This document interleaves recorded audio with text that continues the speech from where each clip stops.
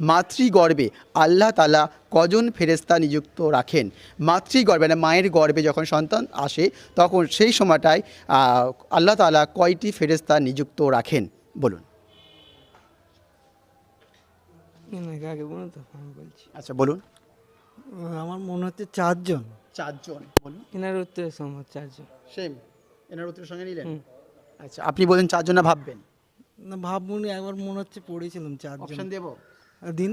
আচ্ছা আপনার জন্য অপশন হচ্ছে 1, 2, 3 ও 4 বলুন। 4ই থাক। 4ই থাক বলুন।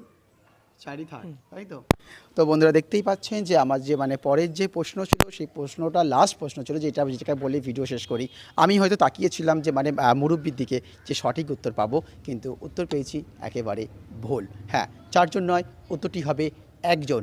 আল্লাহ রব্বুল আলামিন যখন কোনো মহিলা সন্তান মানে আর কি গর্ভে আসে তখন অবশ্যই কিন্তু 1 জন ফেরেশতাকে নিযুক্ত রাখেন। আর মুরব্বির কাছ থেকে আমি পেয়েছি ভুল উত্তর।